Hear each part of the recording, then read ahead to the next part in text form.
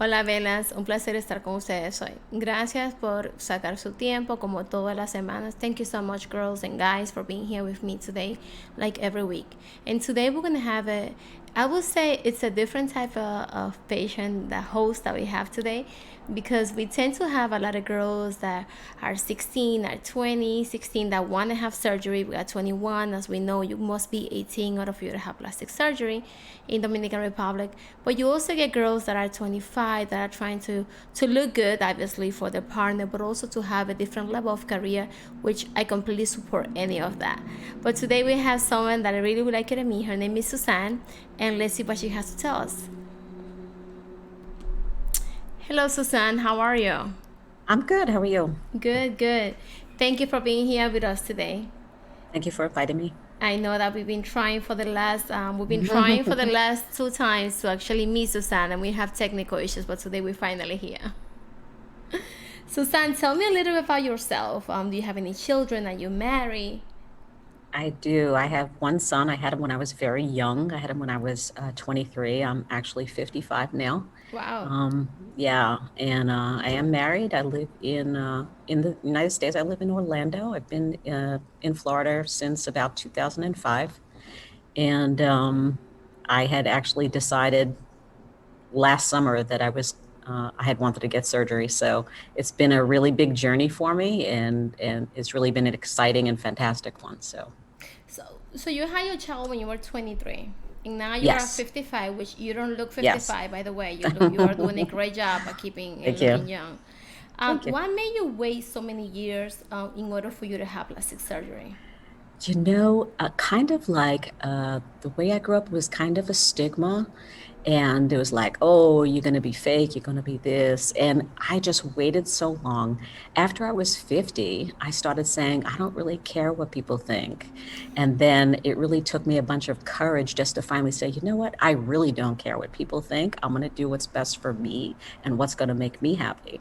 And I had always had problem areas in the middle of my body. And I said, I'm going to do two things. I'm going to stop complaining about it and live with it like it is, or I'm going to do something about it and get the surgery. And so I decided to do the surgery and do something about it. It feels so good to hear somebody say, I am going to do what I have to do for myself. Hmm. Because I tell the girls as much as possible, this is not about your partner, this is not about your family, this is Not at about all. you as an inner person. How do you feel? How do you wake up in the morning? How do you look yourself in the mirror? At least for myself, how do I internally feel? Because a lot of girls say, no, it doesn't change you, but it really does. Yeah, it definitely changes you. And I felt like my personality, I'm shy when I initially meet people, but then I'm a relatively outgoing person. And I felt like my body had to match my personality. And all these years it didn't. And so now it's imbalanced. And it's definitely a different feeling. Even though that you were not too concerned about other people's opinion, I'm sure that your son has you have a boy. Yeah, I have a boy. He has something to say about it. He was a little bit nervous when I first told him, but he knows that I don't just jump into things. He knows I did a lot of research, and if I was going to do something as extreme as this, that he knew I did my homework and I knew, he knew I was going to be okay. Good. Yeah. How long were you researching for? I had done research. I had done research for years, but I had looked in the States. Okay. And in the States, it's extremely expensive. Even though we really shouldn't look at price, we have to look at safety, but it's really, really expensive. So it was kind of a turnoff. And then I had a friend that had gotten surgery with Dr. Lahat and another girl she introduced me to. And I was just amazed with the results that she had. And so I said, okay, let me start looking into going overseas and doing the surgery down in Dominican Republic. So that's kind of where it started.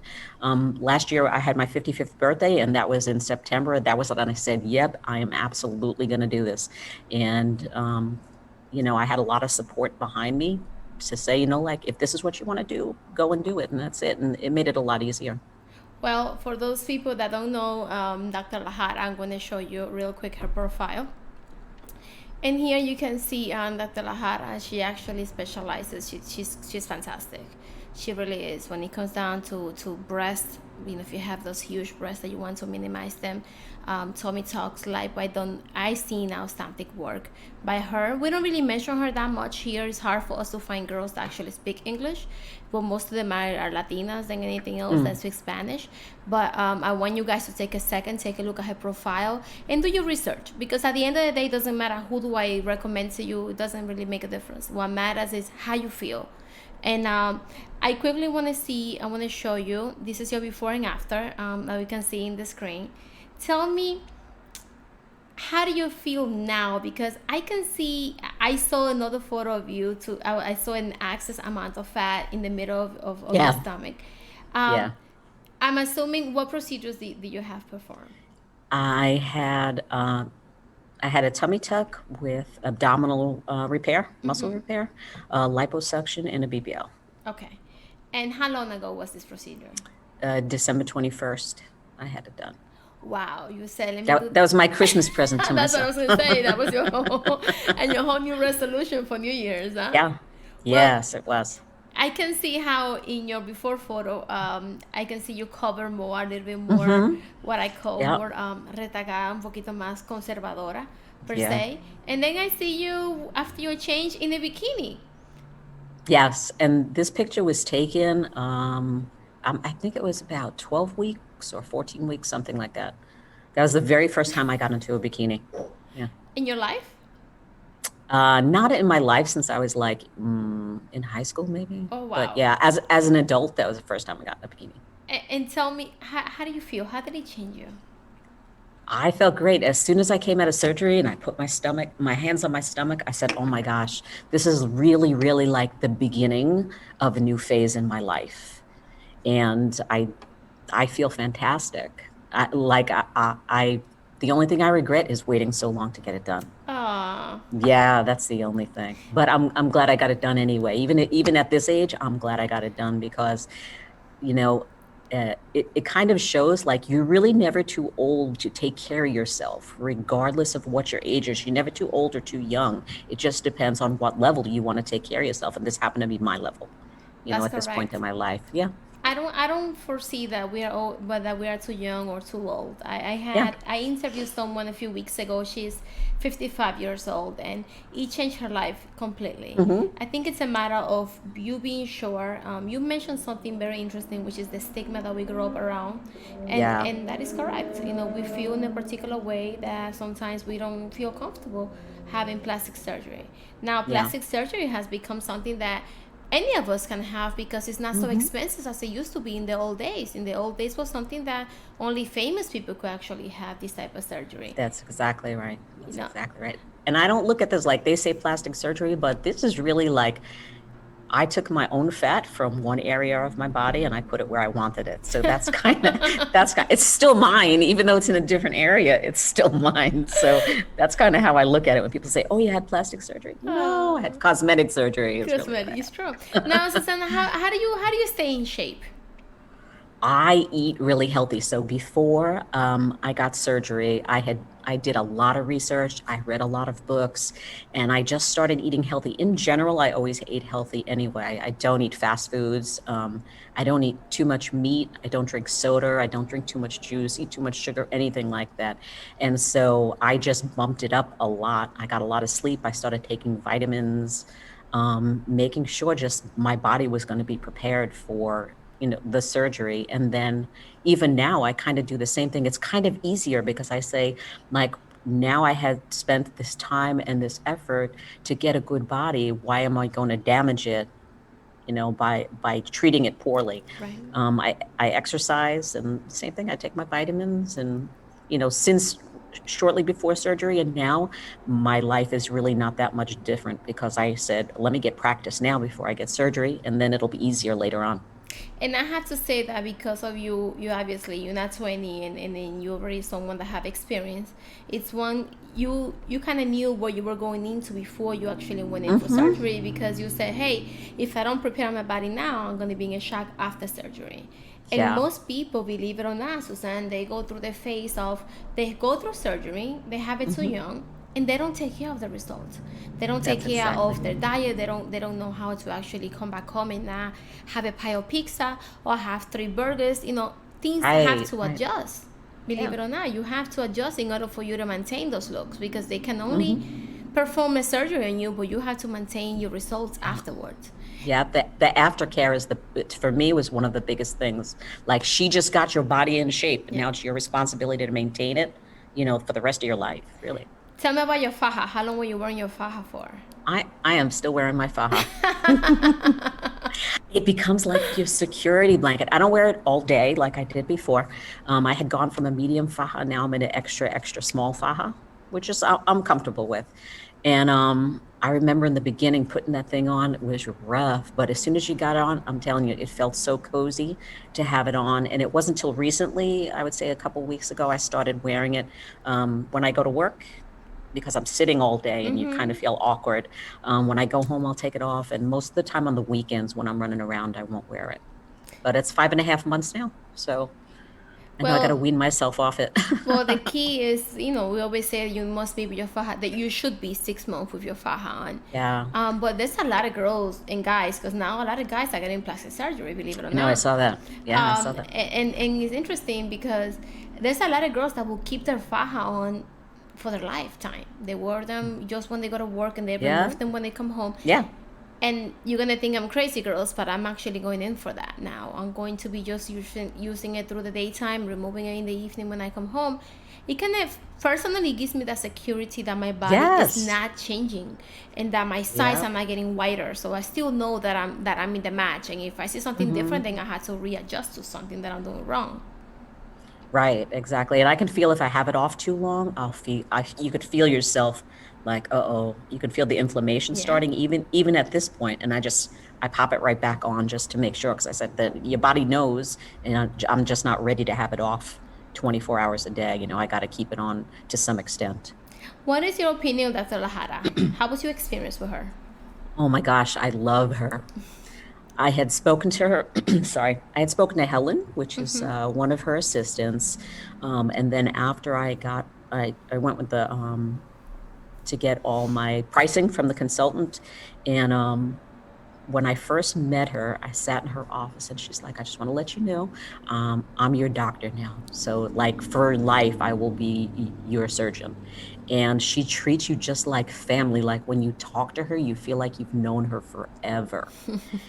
She just makes you feel so comfortable, and she's patient. She answered every single question that I had, and I must have asked a million questions over and over again. And she just took her time. She really did. And she said, I'm gonna make your body how you want it to be. And if you ask for something that maybe won't look right on you, she's just gonna let you know, maybe you might want to try something different. For me, I didn't want to have a gigantic BBL, especially not at my age. I wanted it to be a little bit, a little big, but in proportion with my body, because I'm extremely short. I'm only 4'11". And so when the first time I took my faja off, even though you're really swollen, I said, oh my gosh, this is exactly what I wanted. And as time went on, and finally, like, my butt dropped a little bit. I wasn't thinking like, oh, thank goodness it's not going to be too big and it's not too small. It was just perfect. Good. And I can't say enough nice things about her. To this day, we still speak every once in a while. I'll text her, or she'll text me. She's just like a family member for us, really. I was going to ask you how was your aftercare, but you just answered that for me right now. Yeah, we keep in touch a lot. Even when I first came back to the States, Helen would text me, or she would text me just to see how everything was doing. If I had a question, I tried to keep in close contact with them since I had the surgery overseas, just to make sure I didn't overexert myself, because you see a lot of young girls, they get the surgery and you see them on TikTok, you see them on Instagram. Hey, I'm 2 weeks and I'm out of my faja and I'm in the gym already. With no offense, it would be difficult to do if that's your expectation, that everyone's going to heal like that.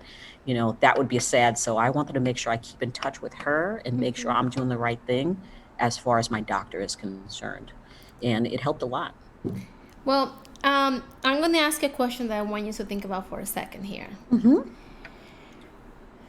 Any woman out there that's over 45. I would say 45 because at 40, you know, obviously I'm almost there, guys, even though I don't talk about it. We still feel in a particular way, and then we're like, oh my God, we're 40. What's going to happen next? At 45, I think a different stage comes in. At 50, you're like, wow, I'm 50. Now, if you could tell anything to all those women out there that actually would like or are considering to have surgery, what would you tell them? From the bottom of your heart. First, I would just let them know, make sure it's something that you want for you. It has to be for you personally, not because, oh, you're worried about younger women coming in, or it's nothing external. It's not your partner. It's not your family. It has to be you personally, because you're the one that has to live with it for the rest of your life. Do your research. Don't overextend your expectations. Once you get it done, allow your body to heal, and just pick a really good surgeon that you're going to be comfortable with. Even if you have to talk to a bunch of them, just make sure you're really comfortable, because it's a life-altering decision that you're making, and you don't want to have any regrets. You definitely, especially not 45, 50, 55, you don't want to have regrets at an age like that, because you've already been through so much in your life. You don't want to add more to it. Yeah. Well, thank you so much. Thank you for taking your time. Thank you for being here. Thank you for sharing with us. You are welcome to come anytime. Thank you. I will come and knock at your door a year from today, believe it or not. And I'm gonna be like, let me see how you look, Suzanne. How have you kept your weight off? Any tips for anyone? And I love to see people like you out here that actually come and really share the story, because it's about helping each other, girls and guys. Again, plastic surgery for guys is becoming something that I had 2 guys that had surgery this week, and I'm actually being, wow, it's actually happening. So things do change over time, guys. Things don't have to be so rigid as we are accustomed to see it.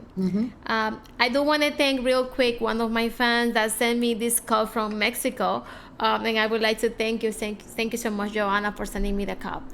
And thank you, Suzanne, for being here with us. And guys, if you have any question for Suzanne, you can ask the questions right below the video after the video is out.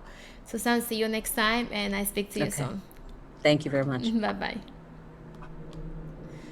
Guys, thank you so much for being here with me today. Please let me know any questions you have. I'm here to answer you and to help you. Only positive comments are allowed below the video. Any negativity will be removed, because at the end of the day, what matters is how we feel every single day. Have a great day, everyone.